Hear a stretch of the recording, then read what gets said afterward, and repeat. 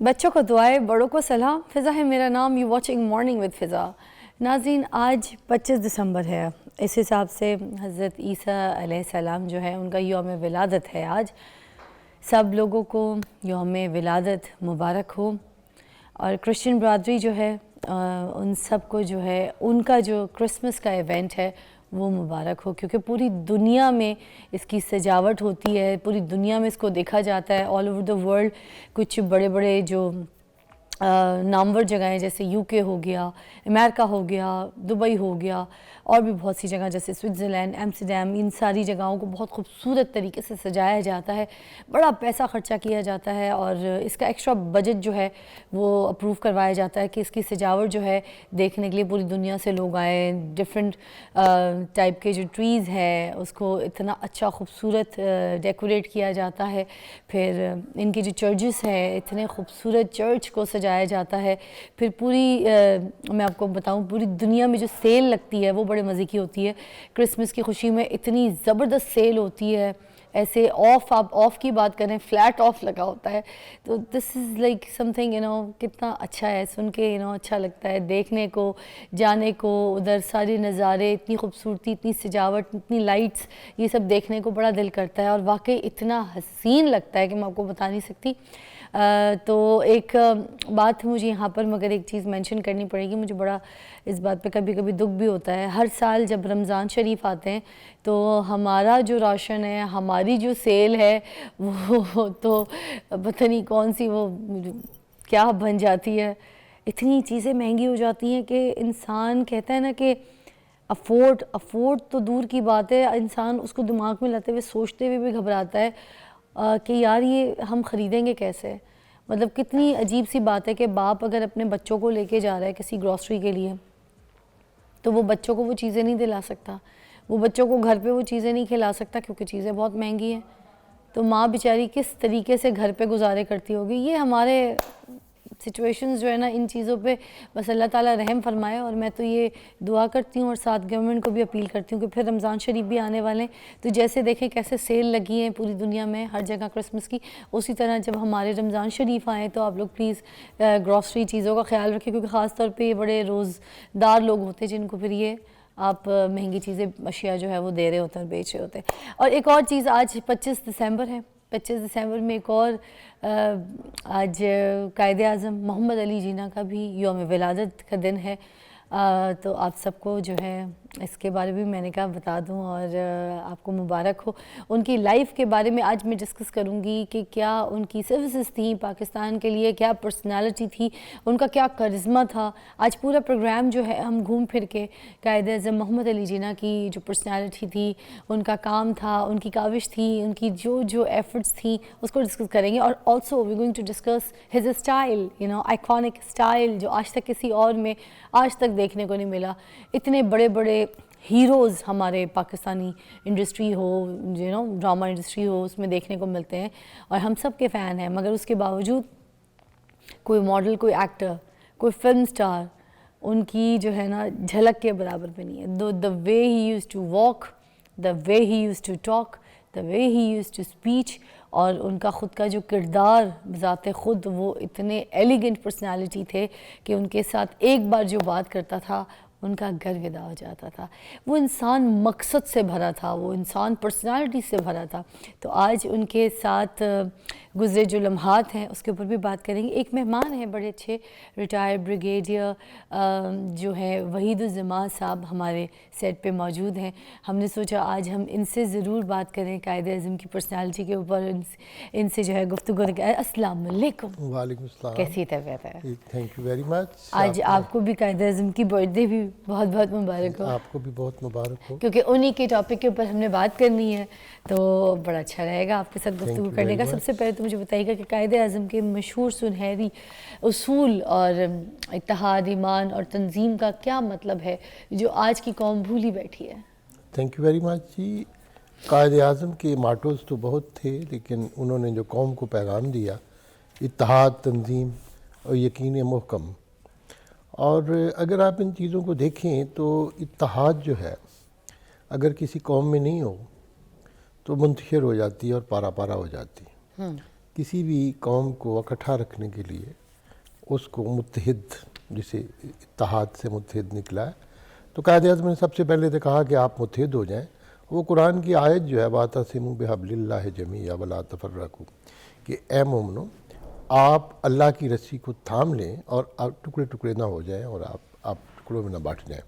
یہ اس سے لیا تنظیم، جہاں تک ڈسپلن کا تعلق ہے، ڈسپلن ہمارے ہاں فقدان ہے لازمی طور پہ، اور ہم اس طرح فالو نہیں کرتے، جیسے وقت کی پابندی ہے اور ایک لائن میں چلنا، ٹریفک کے اصول ہیں، باقی چیزیں، اور اس کے علاوہ قوم کو ایک منتظم طریقے کے ساتھ کس طریقے سے اپنے آپ کو آرگنائز کرنا۔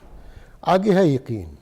اچھا، اتحاد کی جو آپ بات کر رہے تھے، میں ذرا اس کو چاہوں گی الیبریٹ کریں کہ قائد اعظم نے مسلمانوں کو اتحاد کا مشورہ کیوں دیا؟ دیکھیں بات یہ تھی کہ بر صغیر میں مسلمان بھی منتشر تھے، مختلف صوبوں میں تھے، ان کی اپنی زبانیں بھی تھیں۔ بنگال کو دیکھ لیں اور خیبر پختونخوا کے مسلمانوں کو دیکھ لیں، ان کے اپنے رسوم و رواج تھے، قبائل تھے، اور لوگوں کو اپنے قبیلے پہ فخر بھی تھا۔ تو قائد اعظم نے جب علامہ اقبال کا جو پیغام تھا کہ مسلمان ایک قوم ہے اور دو قومی نظریہ پیش کیا، تو قائد اعظم نے کہا جب مسلمان ایک وطن بنانے جا رہے ہیں تو اس وطن میں ان کو بہت ساری چیزوں کی قربانی دینا ہوگی، قبائل سے اوپر اٹھنا ہوگا اور اپنے تعصبات جو ہیں ان کو بالائے طاق رکھنا ہوگا۔ تو یہ تو تھا اتحاد جو اس وقت بڑا ضروری تھا۔ آپ نے دیکھا کہ بدقسمتی سے 1971 میں جب مشرقی پاکستان ہم سے جدا ہوا تو وہ اتحاد کا خاتمہ ہی تو تھا نا، وہ تفرقہ تھا نا۔ اب ہم جس دور سے گزر رہے ہیں ہمارے لیے اور مشکل ہے کہ ہم نے اس تفرقے پہ قابو پا کے اس کو قائم رکھنا ہے، اور قوم جو ہے، قوم متحد ہوتی ہے کسی بڑے ماٹو پہ، کسی بڑے اصول پہ، کوئی تو ہوتی ہے نا بیک گراؤنڈ، کوئی بیس ہوتی ہے جس پہ ہو۔ تو قوم کی جو بیس ہے وہ تو اس کا دین، اس کے نظریے اور اس کا اپنی ایگزسٹنس ہے۔ اور ہم نے دیکھا ہے کہ یورپ جہاں مسلمانوں کا ایک وقت میں بہت زیادہ ان کا اقتدار تھا، اسپین میں تھا، اور ابھی ایک صدی 1.5 صدی پہلے مشرقی یورپ پہ بھی تھے عثمانیوں کی حکومت، مسلمان تھے یورپ کے اندر، بوسنیا میں، کوسوو میں تھے، البانیہ میں ہے، لیکن آج ان کا نام آپ دیکھ لیجئے کس قدر حالات خراب ہو چکے۔ ہوا یہ ہے کہ وہ جو اتحاد تھا مسلمانوں کا عثمانیوں کے دور میں، ٹرکس کے جو اکٹھے رکھے ہوئے تھا، جب وہ منتشر ہونے لگا تو آج پتہ ہی نہیں چلتا کہ یورپ میں ہے بھی کہ نہیں، حالانکہ جیسے میں نے کہا۔ تو قائد اعظم کے مطابق جو یہ مثبت قیادت ہے اس کی اہمیت کیا تھی، ایمان کی اہمیت کیا تھی؟ دیکھیں ایمان کا جہاں تک تعلق ہے، ایمان اور یقین محکم آپ اس کو اکٹھا کہہ سکتے ہیں۔ ایمان ہوتا ہے بلیف یہ ہوتا ہے کہ آپ نے کسی ایک چیز کے اوپر متفق ہونا ہے اور آنکھیں بند کر کے ہونا ہے۔ اچھا، جب آپ نے ایمان کی بات کی ہے نا، تو ایمان قرآن کو جب آغاز ہوتا ہے، سورہ بقرہ دوسری صورت ہے اس کی، تو اس میں یہی ہے نا کہ الذین یؤمنون بالغیب ویقیمون الصلاۃ، کہ غیب کے اوپر بلیو کرنا۔ غیب جیسے خدا ہے، خدا کا نظام ہے، تو وہ سب سے بڑی بات تو یہ تھی کہ ایمان ہی سب سے بڑی مشکل بات ہے، جسے اقبال نے کہا نا، جسے آپ نے یقین کی بات کیا، یقین محکم کی بات کی ہے، تو اقبال نے اسے اس حد تک کہا ہے کہ یقین مثل خلیل آتش نشینی، یقین اللہ مستی خود گزینی، سنہ تہذیب حاضر کے گرفتار، غلامی سے بتر ہے بے یقینی۔ یعنی کہ بے یقین جو ہوتا ہے نا وہ غلامی سے بھی بدتر ہے۔ ارے واہ، اور یقین محکم عمل پہ ہم محبت فاتح عالم، جہاد زندگانی میں یہ ہے مردوں کی شمشیریں۔ تو یقین محکم جو ہے وہی بات تھی جو اقبال نے اس کو بار بار ذکر کیا تھا، میں اس پہ نہیں جانا چاہتا، آج قائد اعظم کا دن ہے، تو قائد اعظم نے اسی یقین کو محکم کر کے، مضبوط کر کے انکلکیٹ کیا ہے اس قوم کے اندر۔ مگر سر اس دور میں قائد اعظم جو محمد علی جناح جو تھے، انہوں نے ایسی کیا چیزیں دیکھی تھی، ایسی کیا چیز ان کو پن کی تھی کہ ان کو لگا کہ میں نے اس کے لیے ایسی ایفرٹ کرنی ہے کہ الگ مملکت ہو؟ کیونکہ دیکھیں مملکت کی بات اگر میں کروں، اس میں اگر یہ چیزیں پہلے دیکھیں تو مسلمان تو آلریڈی رہ رہے تھے، دیکھیں رہائش پذیر تھے، 1000 سال کی تاریخ ہے یہ آپ نے بڑی انہوں نے کیا چیز ایسی دیکھ لی کہ ان کو جو ہے بے چین کر گئی کہ میں نے الگ مملکت جو ہے حاصل کرنی ہے اپنے؟ اتنی اچھی بات کی ہے نا، اور اسی بات کی اس وقت ضرورت ہے۔ سب سے پہلی بات یہ ہے کہ ہم رہ رہے تھے، ہم کیسے رہ رہے تھے؟ ہم حکومت کر رہے تھے، ہمارے پاس اقتدار تھا نا، سیاہ و سفید کے ہم مالک تھے، تو ہم باقیوں کو بھی مینج کر رہے تھے، دوسری اقوام کو بھی۔ لیکن جب انگریز آئے ہیں تو ہمارا اقتدار چھن گیا۔ جب اقتدار نہیں رہا تو پہلی دفعہ ہمیں یہ احساس ہوا کہ ہم تو مائنارٹی میں ہیں، اور مائنارٹی میں بھی ایسی نہیں تھے کہ ہم بالکل چھوٹی مائنارٹی میں تھے، ہم مسلمان جو امت ہے اس کا ایک بڑا حصہ تھے، اور کچھ ایسے علاقے تھے جہاں ہم اکثریت میں تھے، جیسے پنجاب ایک بہت بڑا صوبہ تھا، بنگال ایک بہت بڑا صوبہ تھا، اس میں ہم اکثریت میں تھے نا۔ تو اب ہمیں یہ خوف تھا کہ اور جو ہی ہم مائنورٹی میں ہم نے محسوس کیا انگریزوں کی حکومت میں، اور دوسری اقوام نے اپنے آپ کو متحد کرنا شروع کر دیا، تو ہمیں وہی خطرات سے ہمیں دو چار ہونا پڑا جو اسپین میں ہمارے سے تھے، وہاں بھی ہم نے 800 سال حکومت کی تھی۔ سر ایک بریک لیں گے، اس کے بعد دوبارہ جوائن کرتے ہیں۔ بریگیڈیئر صاحب ہمارے ساتھ ہی ہیں اور ہم ان سے بات کریں قائد اعظم محمد علی جناح کی ایفرٹ، ان کی کوشش، ان کی خواہش اور ان کی یہ جو الگ مملکت حاصل کرنا تھی، اس کے اوپر۔ Take a break.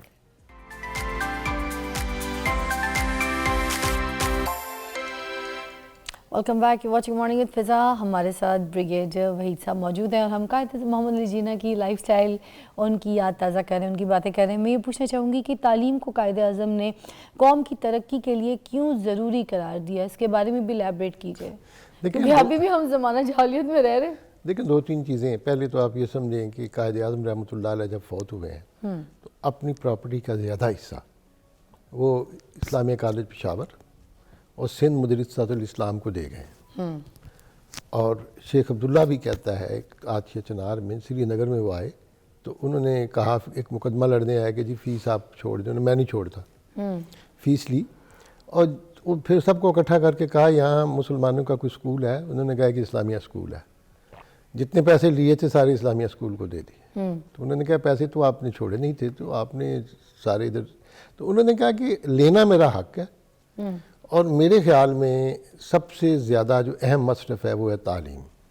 تو پہلی بات تو یہ ہے جس شخص نے اپنی پراپرٹی بھی ایجوکیشنل انسٹیٹیوشن کو دے دی ہو، جس نے اپنی پہلی پرائرٹی اس نے تعلیم کو دی ہو، اور اس کے بعد جہاں بھی طلباء نے ان کو بلایا، طلباء ان کا ہراول دستہ تھے، وہ وہاں ضرور گئے ہیں، اور مسلم اسٹوڈنٹ فیڈریشن اس زمانے میں تھی قائد اعظم کے زمانے میں، تو ان کے ساتھ جو، اور انہوں نے ہی قائد اعظم کا سارے کا سارا ساتھ دیا ہے، علی گڑھ یونیورسٹی ہو یا دوسرے ادارے ہوں۔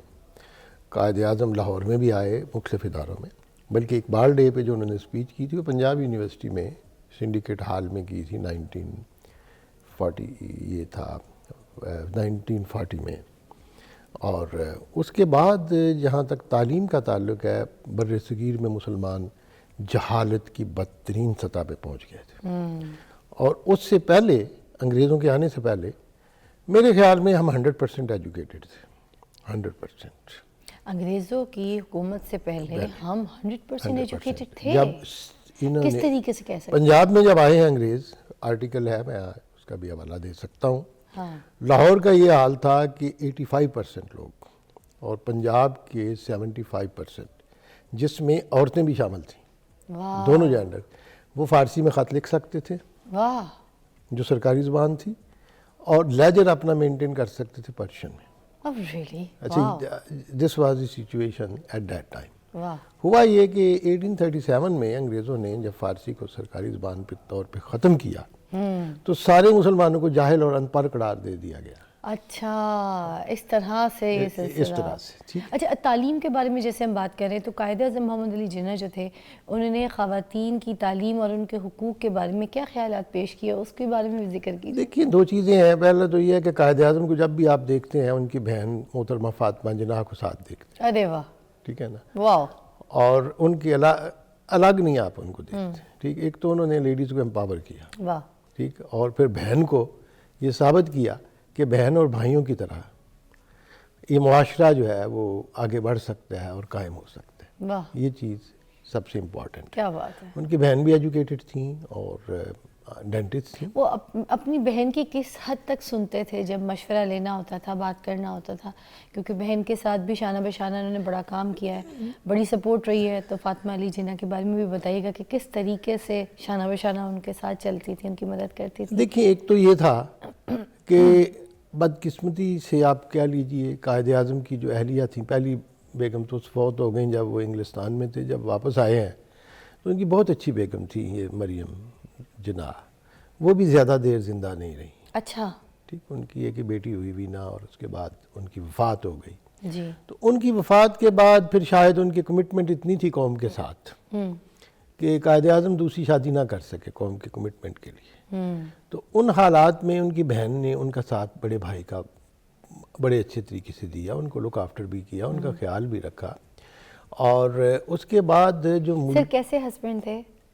ہسبینڈ جو تھے, جو چند ایک سال وہ وقت ہے ان کے مریم جناح کے ساتھ, اور خصوصاً لندن کا زمانہ, میں بھی انگلستان میں رہا ہوں, جوانی میں نے بھی گزاری ہے, ادھر ہی رہا. لندن میں کہاں پہ ہوتے تھے؟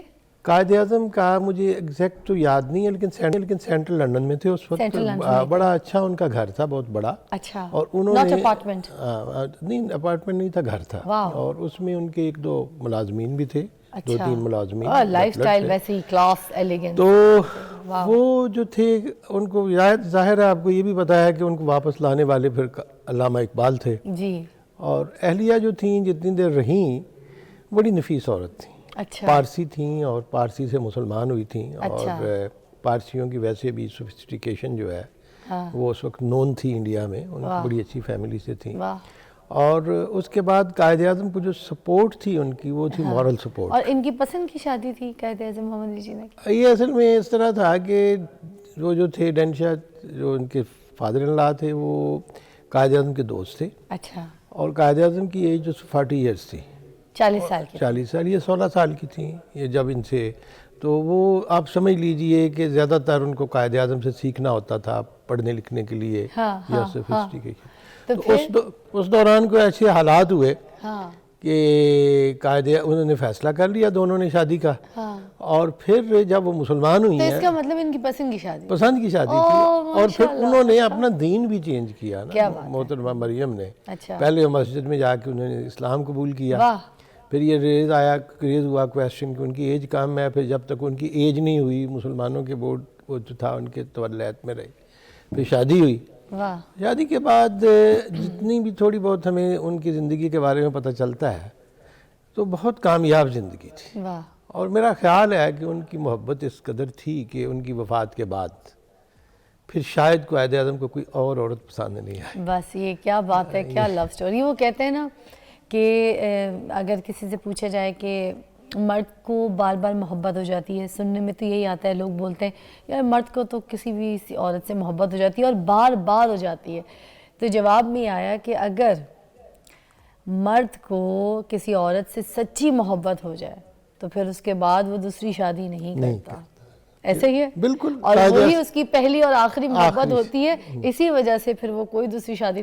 تو قائد اعظم محمد علی جناح جو تھے, ان کو اپنی بیگم سے بڑا عشق پیار محبت تھا, اسی وجہ سے انہوں نے پھر دوسری شادی بلکہ وہ تھیں دوسری بیگم, لیکن پہلی شادی اس کے بعد اس کے بعد کوئی دوسری شادی نہیں. بھلے چوتھی پانچویں شادی بھی کر لے مرد, مگر اگر اس کے بعد کوئی شادی کر لے نا تو اس کا مطلب اس عورت سے محبت نہیں تھی. اور پہلی شادی کا بھی یہ تھا کہ وہ اسٹوڈنٹ تھے, 15-16 سال کے سے شادی ہوئی, اور وہ پھر انگلستان چلے گئے چھوڑ کے, پیچھے وہ فوت ہو گئیں.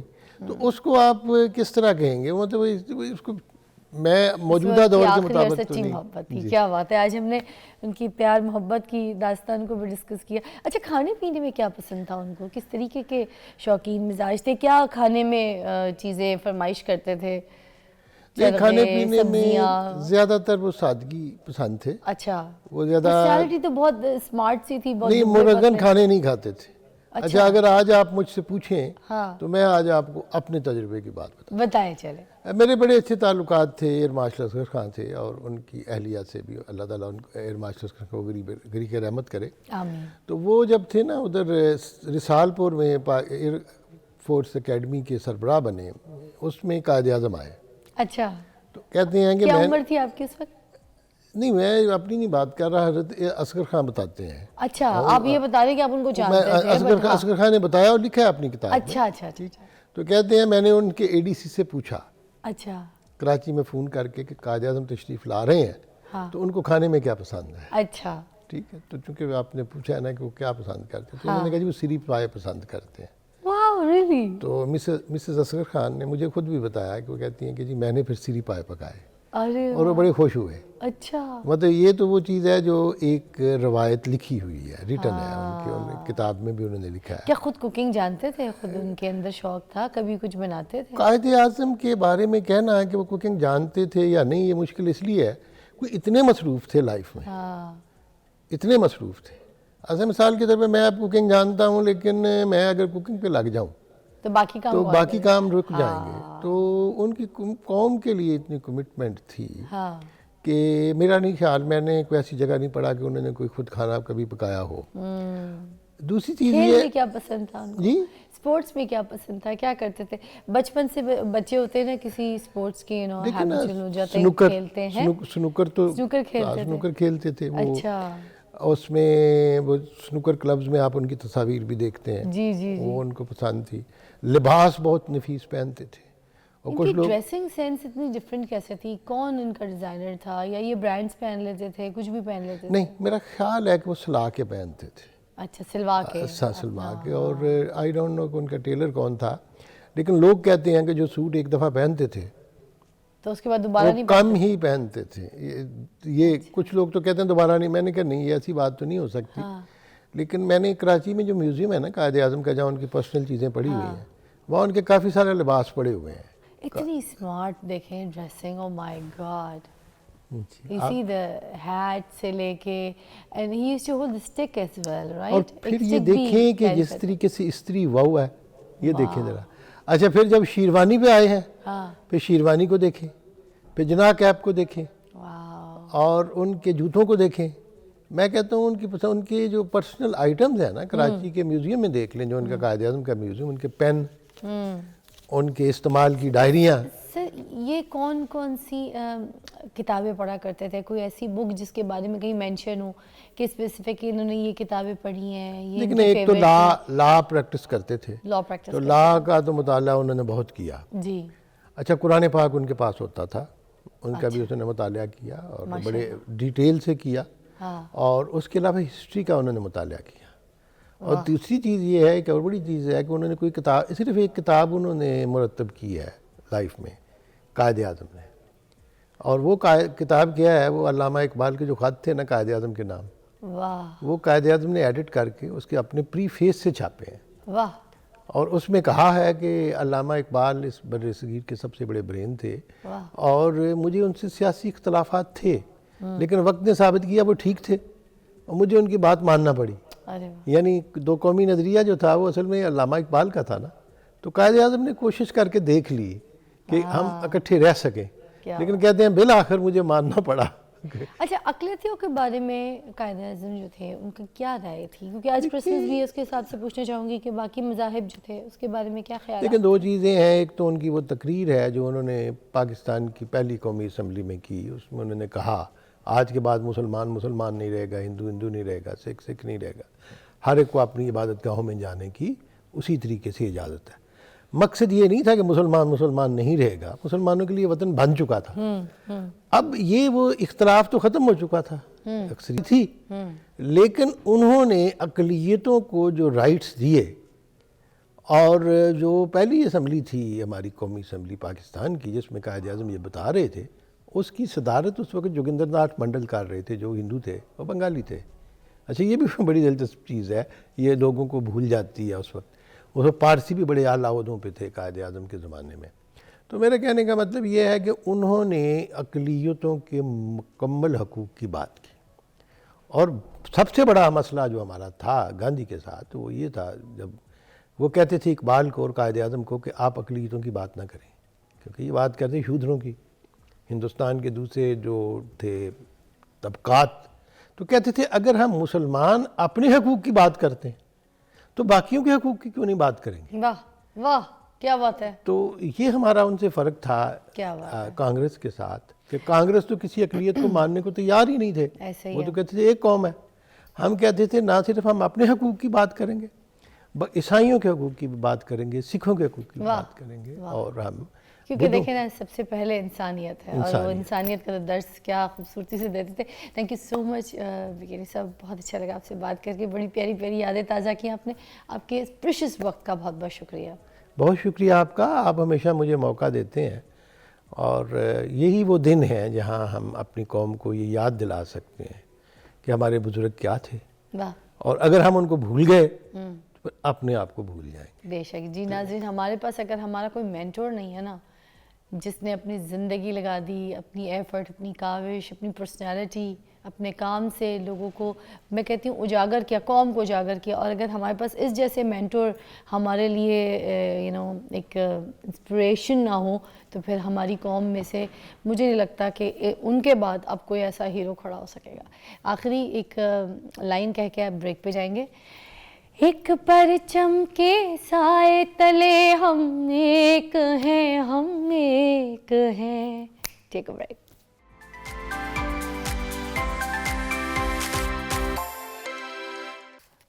ویلکم بیک ناظرین.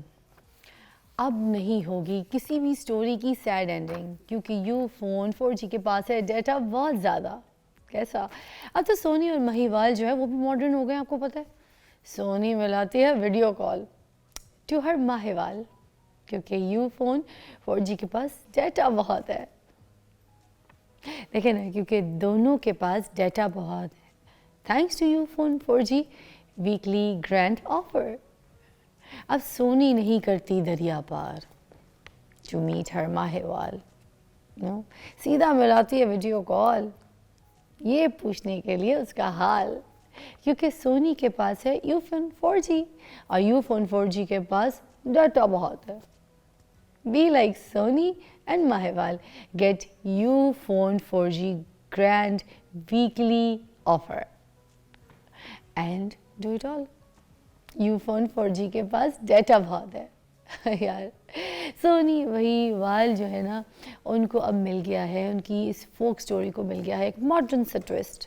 اس کلاسیکل سے ڈیجیٹل سفر کو اگر جانیے تو پھر یہ جانتے ہیں, یہ یو فون 4G جانتے ہیں. New ad, new data story.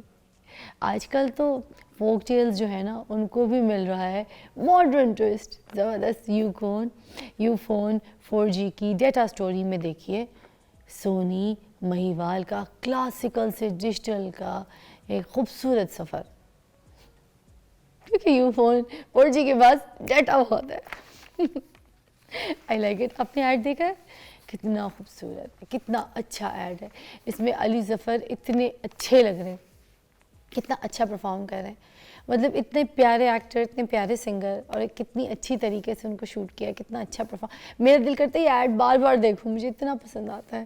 وہ مٹکے کے اندر سے فون نکلنا اینڈ آل دیٹ, پکچرائزیشن کتنی خوبصورت ہے, اور ایک ہر چیز جو نریٹ کی ہے وہ کتنی ڈفرینٹ ہے. I like the idea, I like the concept, very good.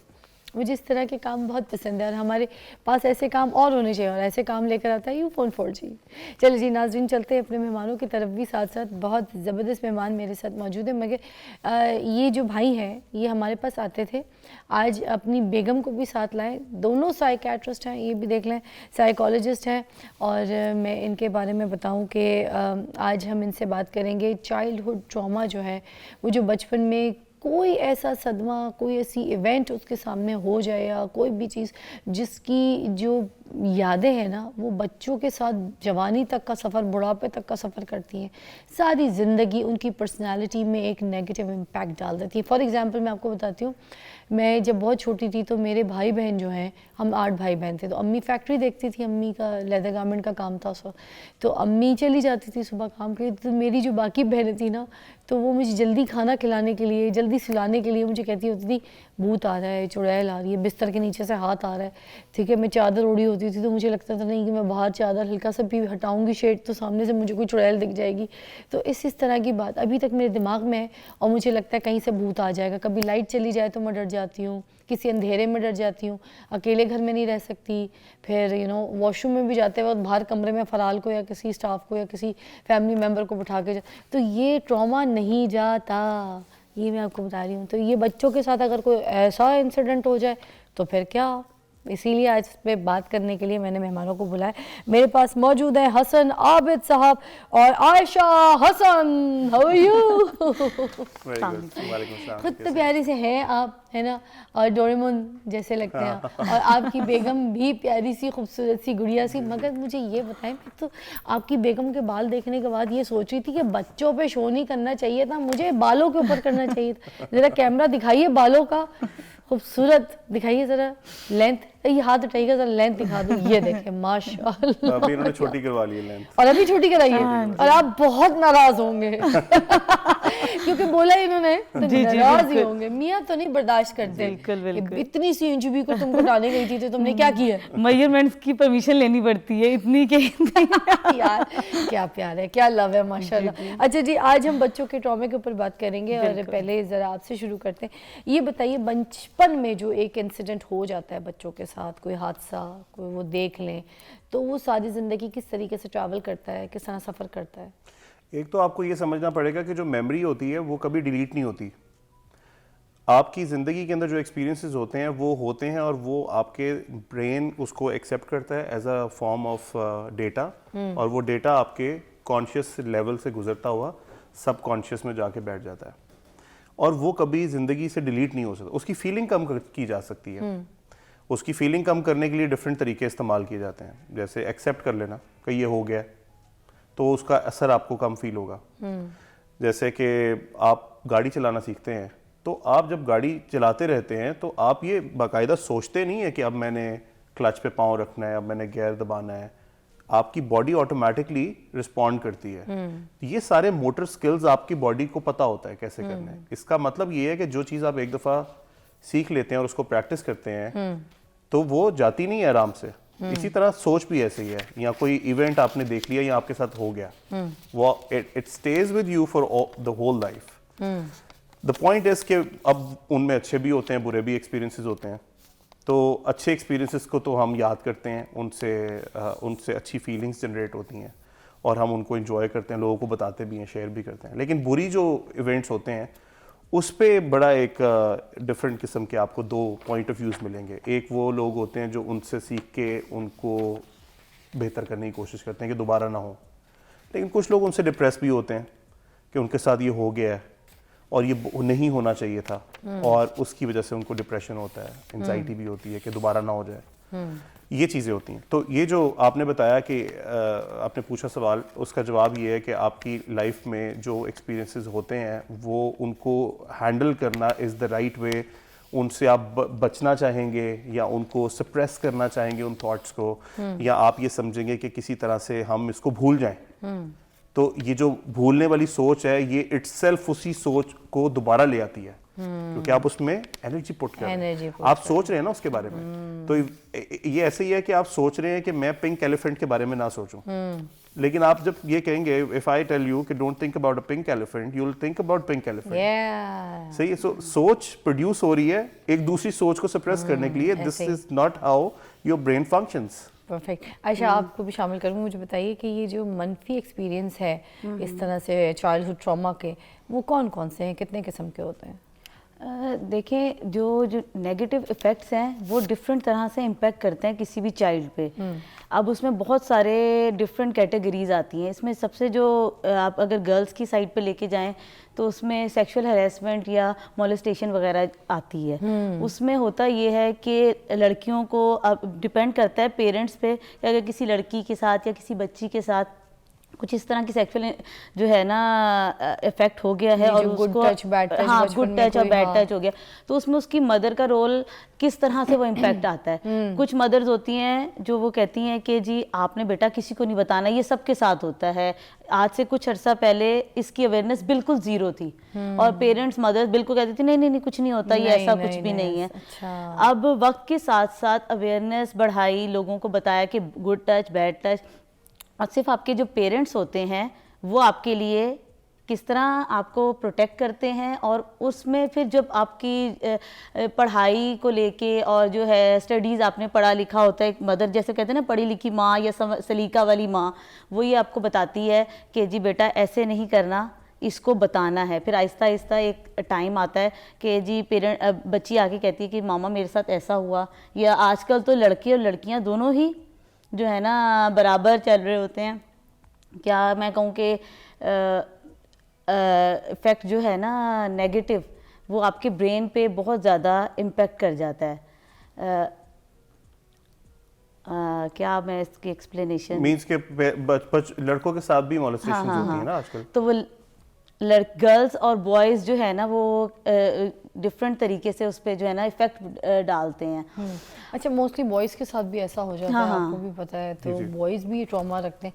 हमारे पाकिस्तान में हम कहते हैं लड़की सेफ नहीं है, फिर लड़का भी सेफ नहीं है। जी बिल्कुल, पाकिस्तान में नहीं बाहर भी ऐसे होता है। हाँ, मैं वो कुछ कहना नहीं चाहती, मुझे लोग ऐसे पीछे पड़ जाएंगे फजूल की बात को लेके, मगर ये जो सेक्सुअल हरासमेंट है ये लड़कों के साथ भी स्पेशली जब हो जाती है, तो लड़कों का मैंने देखा है कि उनके तो डिज़ायर्स भी चेंज हो जाते हैं। अब जब वो एक एज में जाते हैं तो वो ना तो लड़के रहते हैं, ना उनके अंदर कोई अजीब औरत वाली फीलिंग्स रहती, बल्कि वो कुछ और ही सिम्टम्स के शिकार हो जाते हैं उनके अंदर कुछ, और फिर उसको वो परवान चढ़ा रहे होते हैं छुप कर करके, किसी को बताते नहीं हैं। ये चीज़ें भी बड़ी मुश्किल वाली, क्योंकि ना बाप इसको एड्रेस कर सकता है, ना माँ एड्रेस कर सकती है। ऐसे बहुत से हरकत घर में ही होना शुरू हो जाती है जिसमें बच्चा आइसोलेट हो जाता है, यू नो। जी जी बिल्कुल। और आइसोलेशन के शिकार बच्चे को तो हैंडल करना आपको पता है विच इज़ वेरी डिफ़िकल्ट, क्योंकि वो एक अच्छे खासे ट्रॉमे से गुजर रहा है। तो इस तरीके के बच्चों को हैंडल करने की क्या सिचुएशन होनी चाहिए, इसके कुछ सोल्यूशन के ऊपर भी बात करेंगे। सबसे पहले तो प्रिवेंटिव मेजर्स लेने चाहिए कि ऐसा हो ना। आप देखें कि किसी भी बच्चे को या किसी भी इंसान को आप किसी भी माहौल में आप डालेंगे तो वो उस माहौल को अडेप्ट कर लेगा, सही है। आप उसको अगर सख्ती के साथ पालेंगे तो वो बिल्कुल डिफरेंट तरीके से रिएक्ट करेगा, रिएक्ट वो ज़रूर करेगा। आप उसको प्यार से पालेंगे तो वो प्यार से आपकी बात सुन लेगा। इसीलिए हम साइकोलॉजी में कहते हैं कि 4 तरह के डिफरेंट जो है ना पेरेंटिंग स्टाइल्स हैं। उनमें एक पेरेंटिंग स्टाइल अथॉरिटेरियन है, जिसमें आप बच्चे के ऊपर बिल्कुल फुल कंट्रोल रखते हैं, उसकी बिल्कुल सुनते ही नहीं है। एक है परमिसिव, वो है जिसके अंदर आप बच्चे को कंट्रोल तो नहीं फुल फ्रीडम दे देते हैं। एक है अथॉरिटेटिव, जिसके अंदर आप बच्चे को little bit of control, little bit of love, you know, mix and match करके बड़ा अच्छा सा फ्रीडम, बड़ा कंट्रोल किस्म का फ्रीडम भी देते हैं, तो उसे फील होता है कि you know I can do what I want to because of my parents help. और फिर एक होता है अनइन्वॉल्व पेरेंटिंग स्टाइल, जिसमें बच्चों को बिल्कुल आप इन्वॉल्व ही नहीं है, आपको पता ही नहीं है वो क्या कर रहे हैं क्या नहीं कर रहे हैं। मैंने देखा है मोस्टली, मैं फराल को भी जब स्कूल छोड़ने जाती हूँ तो बच्चे छोटे छोटे जो है ना वो अपने ड्राइवर वगैरह के साथ आ रहे होते हैं, और बच्चियाँ भी ड्राइवर वगैरह के साथ अकेली आ रही हैं, तो वो उनको बच्चियों को टच करके भी उतार रहे हैं और गोद में भी लेके उतार रहे हैं। थोड़ी सी एज की बच्चियाँ होती हैं 9, 10, 8 साल की भी, तो वो उनको इस तरह से टच करना या फिर इधर हाथ रख के आगे लेके जाना, इधर हाथ रख देना, तो ये चीज़ें पेरेंट तो होते ही नहीं, उनको पता ही कोई नहीं होता। तो ये सारी चीज़ों के भी ट्रॉमे मुझे लगता है एक प्रैक्टिस में ना बच्चों के यहाँ चल रही होती है। जब वो घर पे कह भी दे तो पेरेंट्स सुन नहीं रहे होते हैं। ये पेरेंटिंग के ऊपर भी बात करते हैं। हम एक ब्रेक लेंगे, ब्रेक के बाद आपको दोबारा ज्वाइन करते हैं, हमारे साथ रहिएगा।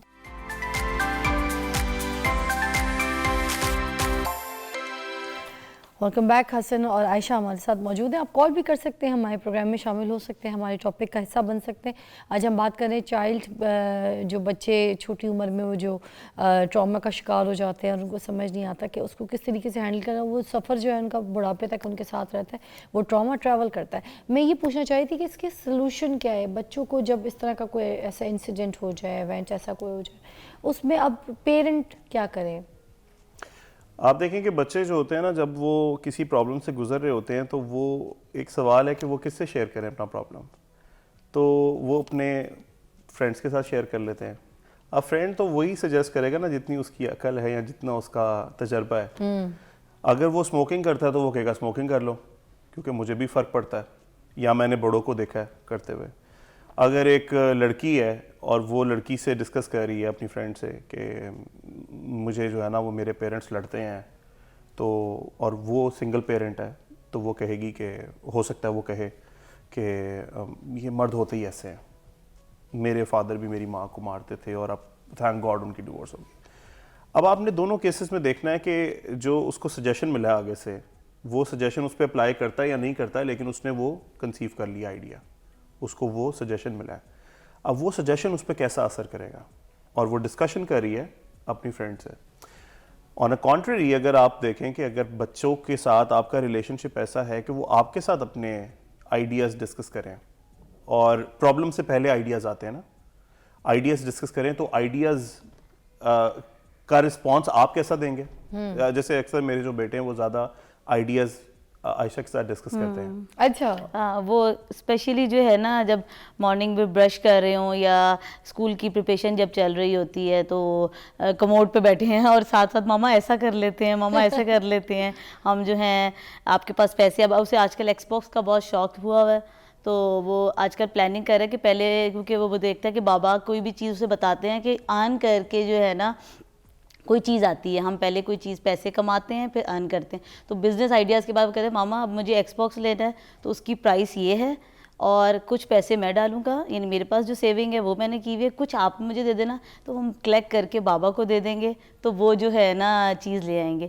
تو اس طریقے سے جو ہے نا بچے کو ایک آئیڈیا اور ایک جو ہے نا ایک پیٹرن ملتا ہے, بچے جو ہے نا کس طریقے سے ایک سٹیپ بائی اسٹیپ جو ہے نا آگے چل کے ایک پوائنٹ پہ ملتے ہیں. میرا سوال یہ کہ اگر بچوں کے ساتھ ٹراما ہو گیا, کوئی انسیڈنٹ ہو گیا, اب اس سچویشن میں بچوں کو کس طرح سے ہینڈل کرنا ہے, بچوں کو کس طرح ٹریٹ کرنا ہے, کس طرح سے دیکھیے سب سے پہلے تو نا ایکسیپٹنس پیرنٹس کی آنی چاہیے کہ انہیں پتا ہو کہ ایک چیز یہ ہو گیا ہے, اب اس کو ایڈمٹ کر کے اس بچے کے دماغ میں ڈالنا ہے کہ یہ چیز آپ کے ساتھ بیٹا ہو گئی ہے اور اس سے آپ نے کوپ کیسے کرنا ہے, اور اس کے ساتھ اس کی اچھائی اور برائی کے پارٹس دونوں کو ڈسکس کرنا ہوتا ہے. جب بھی کوئی چیز بری ہو جاتی ہے, کوئی بچہ آپ کے ساتھ لڑائی کر کے یا کوئی بھی باہر آپ کے ساتھ کوئی بیڈ ہیپننگ ہو گئی ہے, تو آپ نے اس کو کہنا ہے کہ کوئی بات نہیں, اٹس اوکے, آپ کے ساتھ ہو گیا ہے, اب آپ نے اس کو نیکسٹ ٹائم یا آپ نے اسی سچویشن کو اس کو ڈسکس کرنا ہے کہ بیٹا اگر آپ کے ساتھ ایسے ہوتا تو آپ اس کو بہتر طور پہ کس طرح کرتے. ایک سچویشن تو نیگیٹو ہو گئی نا, آپ اسے دوبارہ لے کے جائیں پیچھے اور اس کو ڈسکس کریں کہ بیٹا اگر آپ کے ساتھ آپ اس کو پازیٹیو پرسپیکٹیو میں کیسے لے کے جاتے ہیں. جیسے کہ حسن نے جو ہے نا ایک سچویشن اپنے بیٹے کو دی تھی, حیدر میرے جو ہیں بڑے والے بیٹے, ان کے ساتھ جو ہے نا لڑائی ہوئی اور اس کو چوٹ لگ گئی. تو انہوں نے کہا کہ جی آپ کو کیا ہوا تھا, آپ گر کیسے گئے؟ کہا بچے نے مجھے پش کیا تھا. تو کہتے آپ کو کیسے پش کیا تھا؟ کہتے مجھے نا میں نے وہ ہم کھیل رہے تھے تو کھیلتے کھیلتے میں گر گیا. تو آپ نے کسی چیز کو ہولڈ کر لیں, آپ کسی یعنی اگر آپ اس کا نیکسٹ ٹائم آپ کے ساتھ اگر ایسا ہوگا تو آپ نے اس سے پہلے کہنا ہے کہ آپ نے مجھے پش نہیں کرنا, پش کرنا بری بات ہوتی ہے. تو اس اسٹیپ سے نکل کے آپ جو ہے نا اپنے آپ کو گرنے سے بچا سکتے ہیں اور آپ جو ہے نا اس مشکل یا اس پریشانی سے باہر آ سکتے ہیں. ٹھیک ہے. اچھا, اینڈ میں چاہوں گی کچھ آپ بھی اس پہ بات کر دیں کہ اگر بچوں کو کسی ہراسمنٹ کا شکار بنایا گیا, خاص طور پہ مجھے تو لگتا ہے چائلڈہڈ ٹراما سب سے بڑا یہی ہوتا ہے, اس سے بڑا کچھ نہیں ہوتا, تو اگر ان بچوں کو اس فیز میں سے کیسے نکالنا ہے؟ میرا یہ خیال ہے کہ سب سے امپورٹنٹ چیز یہ ہے کہ آج کل کے جو ہمارا لائف سٹائل ہے اس کے اندر بڑا امپورٹنٹ ہے کہ آپ ایک دن کے اندر ایک ٹائم ایسا مختص کر دیں جس میں آپ بچے سے بات کیا کریں اور وہ کمفرٹیبل ہو آپ سے بات کرنے میں. یوزلی مارننگ کا ٹائم بھی ہو سکتا ہے اور سونے کا ٹائم بھی ہو سکتا ہے. آپ سٹوری ٹیلنگ کے تھرو بھی بہت ساری چیزیں بچوں کو سکھا سکتے ہیں. جیسے کہ ایک بچہ ہے, آپ کو لگ رہا ہے کہ تھوڑا سا بیہیویئر میں چینج آیا ہے, اب آپ کو نہیں پتا کہ کیا ہوا ہے, تو آپ ڈسکس کرتے ہیں اس کے ساتھ سٹوری ٹیلنگ کے اندر. آپ اس کو بتاتے ہیں کہ ایک کیریکٹر تھا, کوئی بھی فکشنل کیریکٹر, تو اس کے ساتھ نا ایک پرابلم ہو گیا اور پھر اس نے اپنے پیرنٹس کو بتایا اور پھر پیرنٹس نے نا اس کو جو ہے نا وہ جو بیڈ ایک مانسٹر تھا اس کو انہوں نے مار دی. اب جب آپ یہ سنا رہے ہوں گے نا تو آپ دیکھیں گے کہ بچے کے فیشل ایکسپریشنز چینج ہو رہے ہیں کیونکہ وہ اس کو امیجن کر رہا ہے کہ اچھا میں اپنے فادر کو یا اپنی مدر کو بتاؤں گا تو مسئلہ حل ہو سکتا ہے. اس کے اندر بہت ساری چیزیں اٹیچ ہو جاتی ہیں. آپ کا جیسے ہی بچے کے ساتھ کمیونیکیشن لیول کمفرٹ زون میں جاتا ہے, بچے آپ کے ساتھ آئیڈیاز ڈسکس کرنا آٹومیٹیکلی ان کے پاس جو ہے نا آئیڈیاز آنا شروع ہو جاتے ہیں. تھینک یو سو مچ. ایک نیوز بریک ہے جو کہ ہمیں لینی پڑے گی. Thank you both of you, بہت بہت شکریہ آپ کے ٹائم کا. Will see you after news break.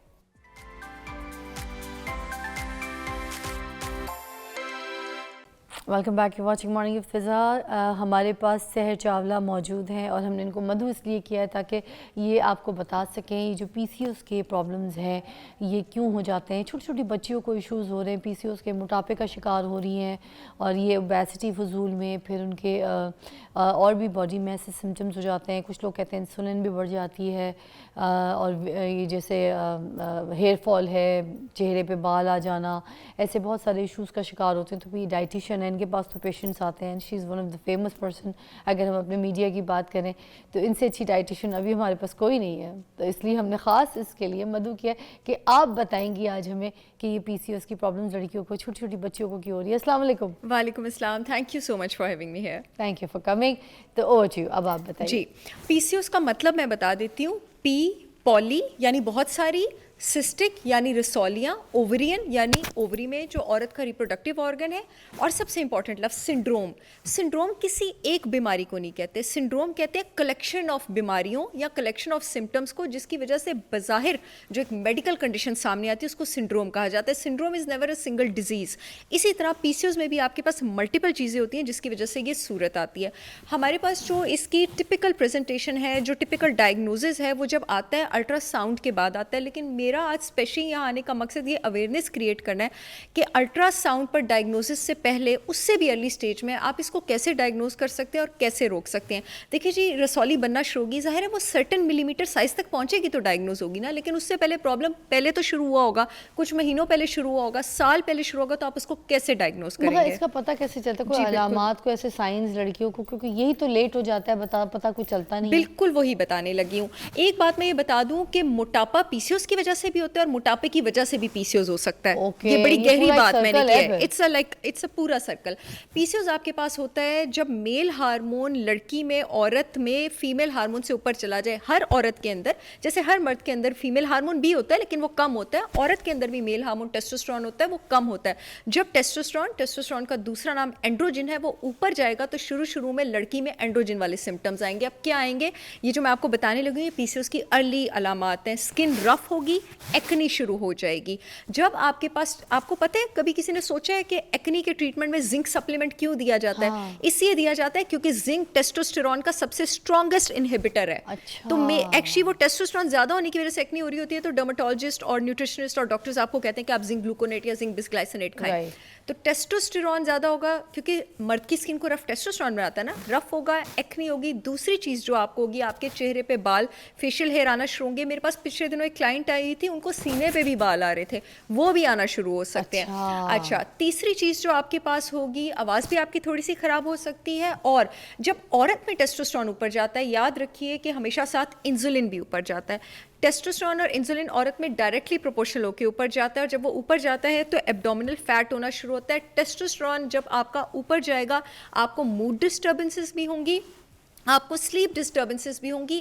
اور ہمیں پتہ ہے کہ ایلوپیشیا کی ایک بہت بڑی ریزن بال گرنے کی یہاں پر ٹیسٹوسٹرون اسکیلپ میں زیادہ ہونا ہوتا ہے. تو پی سی اوز والی لڑکیوں کے بال بھی اسی وجہ سے گرتے ہیں کیونکہ ان میں ٹیسٹوسٹرون زیادہ ہو رہا ہوتا ہے. یہ one of the few early symptoms ہیں جس سے آپ کو پتہ لگ سکتا ہے آپ پی سی اوز کی طرف جا رہی ہیں. اچھا, آپ کو فٹیگ بھی ہوگی. کیوں ہوگی؟ اور بالکل ڈائبٹکس والی فٹیگ ہوگی, اور بار بار بھوک لگے گی کہ دل بیٹھ رہا ہے اور بس. اب جیسے فار ایگزامپل مجھے اور آپ کو بھوک لگے گی, لیکن ہم اس طرح نہیں کریں گے کہ ہائے ابھی مل جائے ورنہ مجھے کچھ ہو گیا. یہ جو ہائے مجھے مل جائے کچھ ہو گیا والی فیلنگ ہوتی ہے نا, یہ اسی انسان کو ہوتی ہے جو انسولن ریزسٹنٹ ہو, پری ڈائبٹک ہو, پی سی اوز والے ہوں. کیونکہ ڈائبٹیز میں بھی انسولن ریزسٹنس ہوتی ہے, پی سی اوز میں ہوتی ہے, تو یہ دونوں کا سمٹم ایک جیسا ہوتا ہے. These are the few early symptoms کہ اگر بیٹیوں کو میں بتا رہی ہوں, چھوٹی بہنوں کو یا اپنی اچھی خواتین کو, کہ آپ کو اگر ہو رہے ہیں, آپ پی سی اوز کی طرف جا رہی ہیں, بیٹا الٹرا ساؤنڈ میں رسولی آنے کا انتظار نہ کریں, یہیں سے اپنے آپ کو پکڑ لیں. کیا بات ہے جی. ایک بریک لیں گے, نیوز بریک ہے, اس کے بعد آواز جوائن کریں گے. سحر چاولہ ہمارے ساتھ موجود ہے, ڈائٹیشین, جو کہ بتا رہی ہیں کہ پی سی اوز کی کیا ٹریٹمنٹ ہے. Take a break.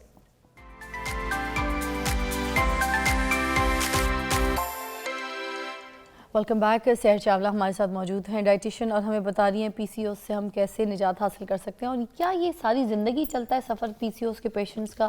بالکل بھی نہیں. اور میں چاہتی ہوں کہ لڑکیاں بالکل بھی ڈسکریج نہ ہوں یہ سوچ کے اکثر میرے پاس آئیں گی اور کہیں گی کہ یہ اب رہے گا. ایسا بالکل بھی نہیں ہے. آپ کا پی سی اوز چاہے جس بھی اسٹیج پر ہے انشاءاللہ آپ اس کو ریکور کر سکتے ہیں. کچھ اسٹیج دیکھیں, جب بھی آپ نے کسی چیز کا ٹریٹمنٹ کرنا ہوتا ہے پہلے آپ کنزرویٹیو اپروچ پہ چلتے ہیں, یعنی سرجیکل میں جانے کی ضرورت نہیں ہے, انویڈ کرنے کی ضرورت نہیں ہے. کنزرویٹیو اپروچ کا مطلب یہ ہے کہ ہولسٹک ڈائٹ کے تھرو, نیوٹریشن کے تھرو, سپلیمنٹس کے through 70 to 80% of the cases جو ہیں فضا وہ اس کے تھرو ٹریٹ ہو جاتے ہیں.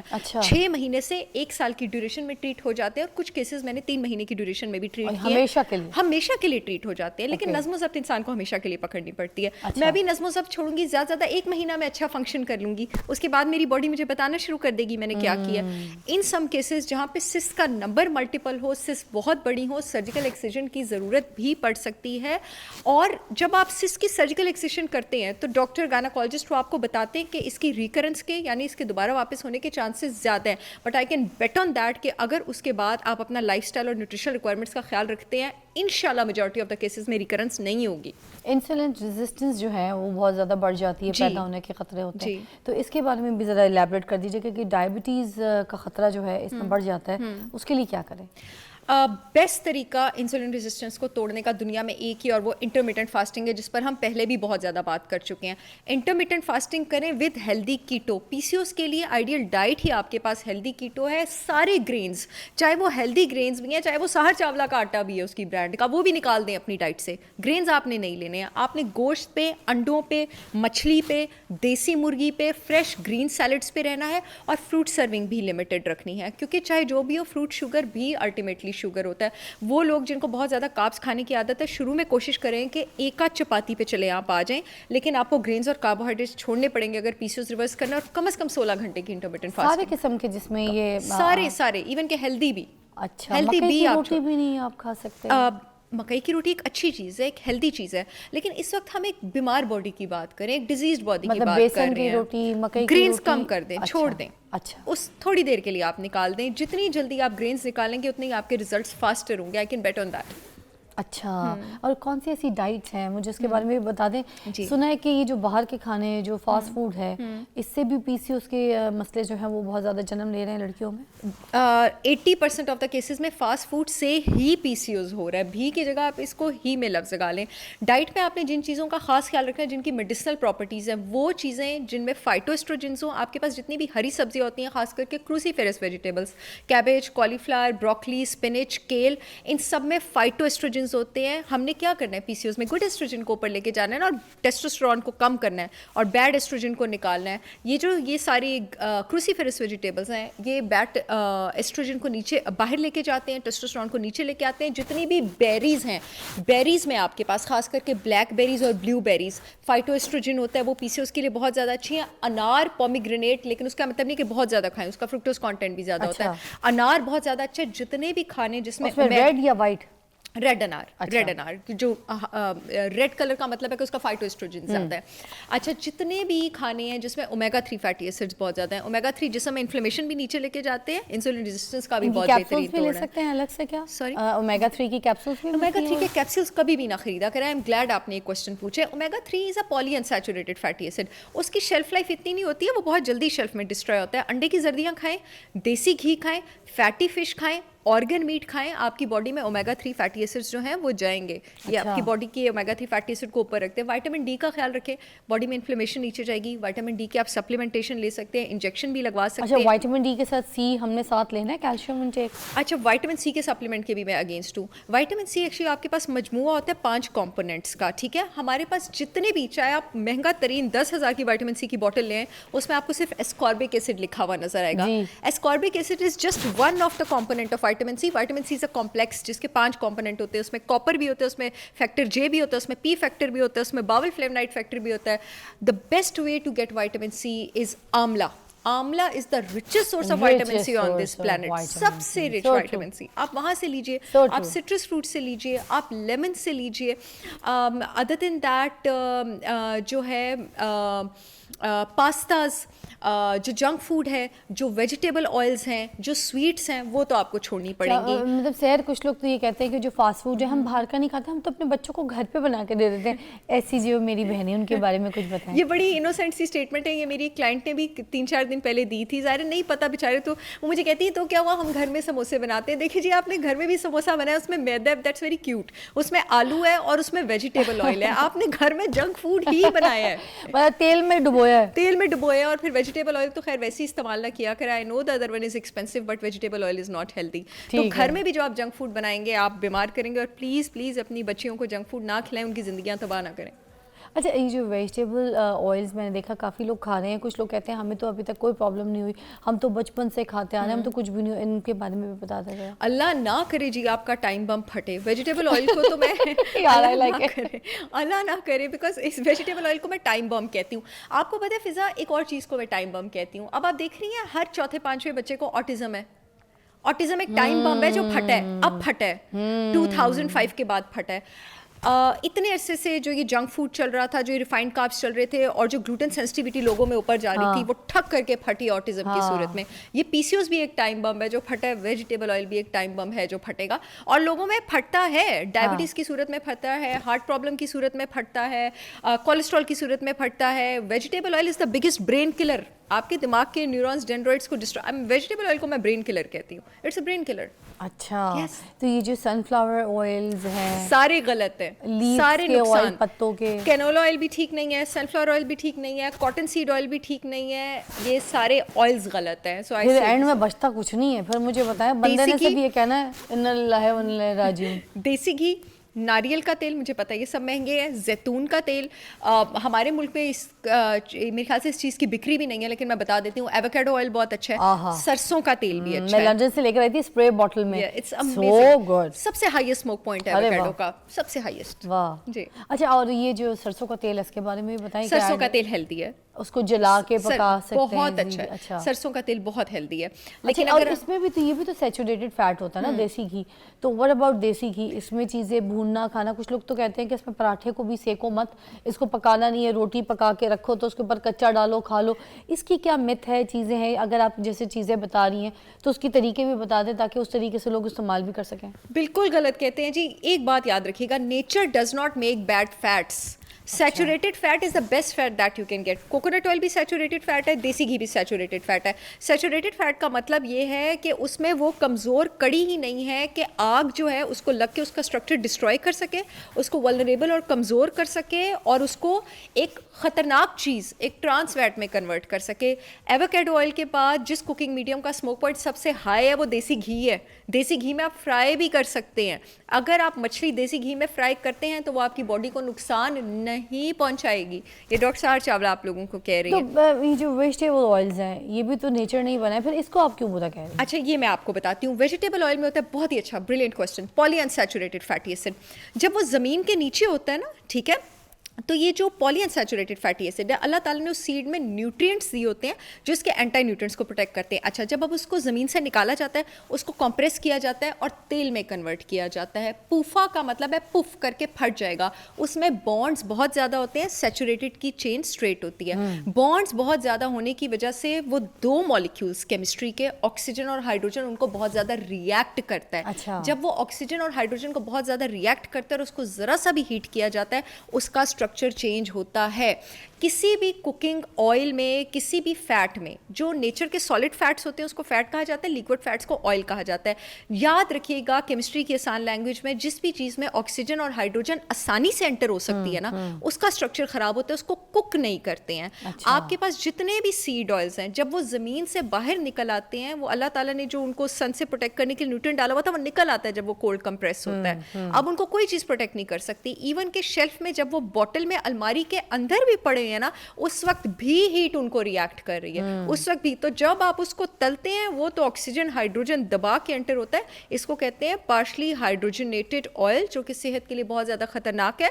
ये उसको ट्रांस फैट में तब्दील करता है। और अल्लाह ताला ने आपके जिस्म में ट्रांस फैट को डाइजेस्ट करने का एंजाइम नहीं बनाया। हमारी बॉडी में जो फैट डाइजेस्टिंग एंजाइम है ना, जब उसमें ट्रांस फैट एंटर होता है, जो एक खैर फितरी चीज़ बन गई है ना, अच्छा, फैट, वो एंजाइम फैट को डाइजेस्ट नहीं करता, वो उसके साथ ऐसे करके ताला बना लेता है। اس کو ایسے نا کڑی میں لاک کر دیتا ہے. اب یہ کڑی کہاں جاتی ہے؟ یہ ٹرانسفر جا کے میری بلڈ ویسلز میں ڈپازٹ ہوگا, ایتھروسکلیروسس کرے گا, ایتھروسکلیروٹک پلاک کرے گا, میری بلڈ ویسل کی ڈائمیٹر کا, میرے نہیں اللہ نہ کرے ویسے ایک بلڈ ویسل کی ڈائمیٹر کا, اس کا ڈائمیٹر جو ہے اس کی وڈتھ اس کو نیرو کرے گا, وہاں سے بلڈ ایزیلی پاس نہیں ہوگا, وہاں سے بلڈ ایزیلی پاس نہیں ہوگا تو کیا ہوگا؟ بلڈ پریشر ہائی ہوگا, بلڈ پریشر ہائی ہوگا, کولیسٹرول ہائی ہوگا, آگے جا کے خدا نخواستہ اسٹروک بھی ہو سکتا ہے, ہارٹ اٹیک بھی ہو سکتا ہے. یہی چیز اگر میرے دماغ میں ہوگی تو دماغ میں کلاٹ بھی ہو سکتا ہے, دماغ کے سیلز میرے ڈسٹروائے ہوں گے, ہپو کیمپس میرا شرنک ہوگا, میری میموری جا سکتی ہے, مجھے الزائمرز ہو سکتا ہے, ڈی این اے میں جا کے اگر ڈی این اے کی میتھائلیشن کر دے گا, ڈی این اے چینج ہو سکتا ہے, میوٹیشن ہو سکتی ہے, کینسر ہو سکتا ہے. ہمارے پاس جو ڈاکٹرز آتے ہیں عموماً وہ سارے کے سارے یہ کہہ رہے ہوتے ہیں کہ دیسی گھی آپ نے نہیں کھانا. میں ان سب کو خاص کہوں طور گی, پہ دل کے ڈاکٹرز وہ کہتے ہیں نہیں کھانا, ہارٹ اٹیک ہو جائے گا. یہ اچھا میں اور میری بیٹی فرال 9 سال کی ہے, تو ہم لوگ تو دیسی گھی دودھ میں بھی نا, گرم دودھ میں بھی گول کے 1 چمچ تو کبھی پی جاتے ہیں, کبھی کبھی, ناٹ ریگولر بٹ کبھی کبھی. تو اس سے ایک دم سے گرماش آتی ہے ہمیں باڈی سے, سر پہ بھی لگا لیتی ہوں, منہ پہ بھی مل لیتی ہوں, جو دل کرتا ہے دیسی گھی کے. ہم تو چیزیں پکا لیتے ہیں, کھا لیتے ہیں, بٹ اب یہ والی چیزیں جو مجھے سننے کو ملتی ہیں, میں تو دال پہ تڑکا بھی جو ہے نا دیسی گھی کا اینڈ میں, صحیح نا, تو اب آپ سیم صحیح مجھے خوش کر رہی ہیں. اور وہ جو دل کے ڈاکٹر آتے ہیں وہ مجھے کہتے ہیں, سارے دل کے ڈاکٹر کہتے ہیں کہ ہارٹ اٹیک ہوگا, یہ پرابلم ہوگا, بلڈ پریشر بڑھے گا, کولیسٹرول شوٹ کر جائے گا.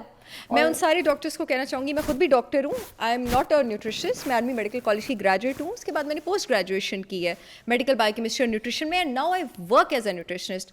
ڈاکٹر کمیونٹی سے ہو کے میں پاکستان کے بڑے ریپیوٹیڈ میڈیکل کالج میں بہت سال ایسوسیٹ پروفیسر بھی تھی. ڈاکٹر کمیونٹی سے ہو کے میں آپ لوگوں کو یہ کہہ رہی ہوں کہ جو ڈاکٹرز یہ کہہ رہے ہیں وہ غلط کہہ رہے ہیں. آئی ایم سو سوری, میری ایک بار ایک کارڈیولوجسٹ سے آن لائن بڑی بحث بھی ہوئی تھی, and I am my self a doctor, I am not from the dietitian community. So the thing is that کہ آپ اپنا نالج اپڈیٹ کریں, آپ کتابیں پڑھیں, آپ فیکٹس کو جانیں, آپ بایو کیمسٹری پڑھیں, پلیز لوگوں کو مس گائڈ نہ کریں.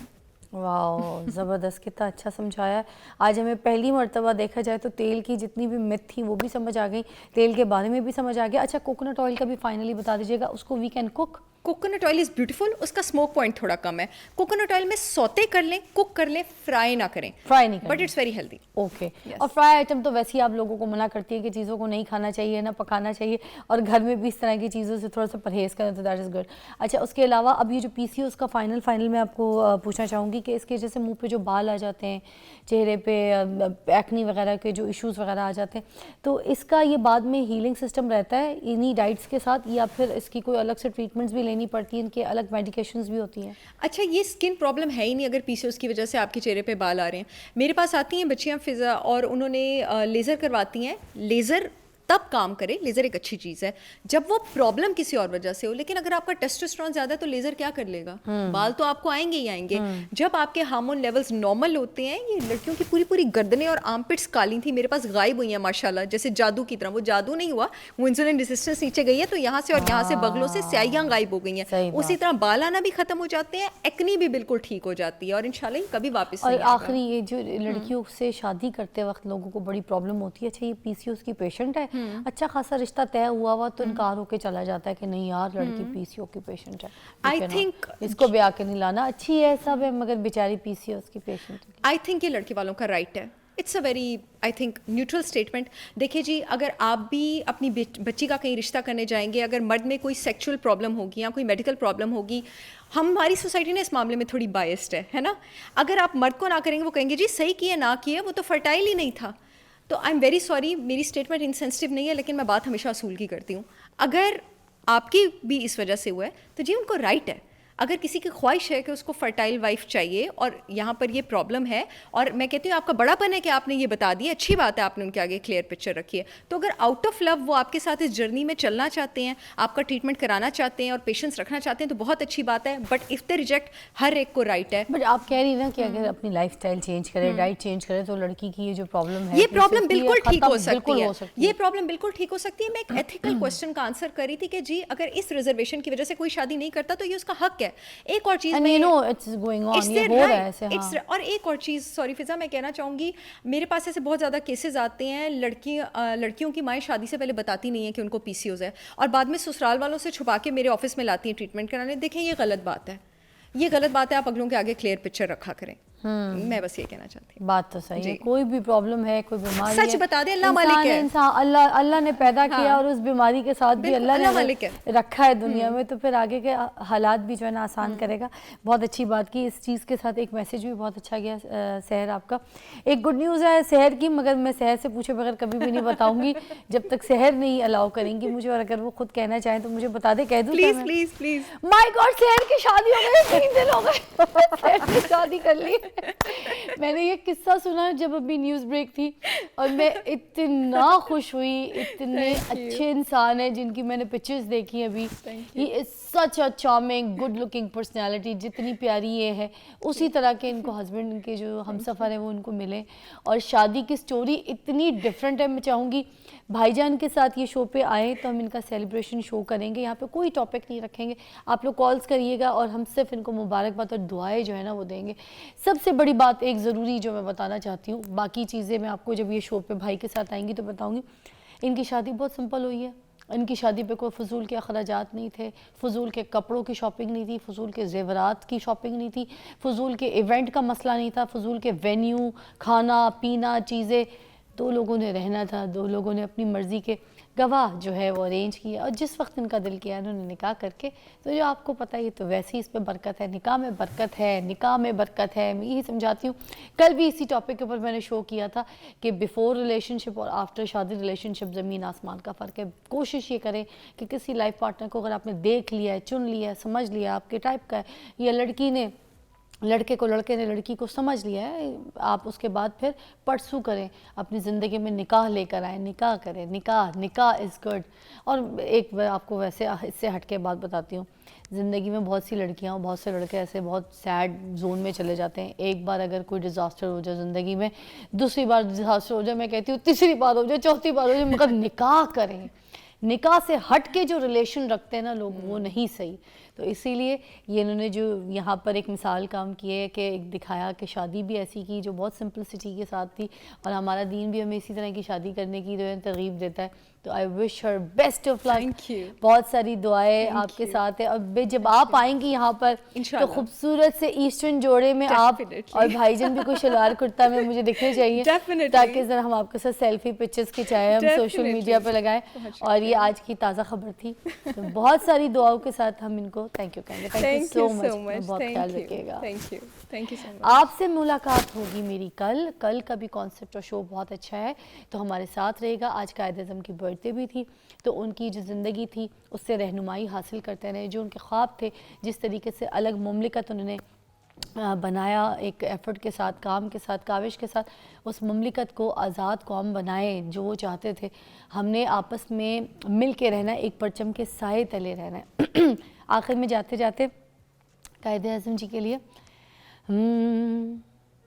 यूं दी हमें आज़ादी के दुनिया हुई हैरान, यूं दी हमें आज़ादी के दुनिया हुई हैरान, है कायद-ए-आज़म तेरा एहसान है, एहसान तेरा एहसान है, तेरा एहसान। खुदा हाफ़िज़।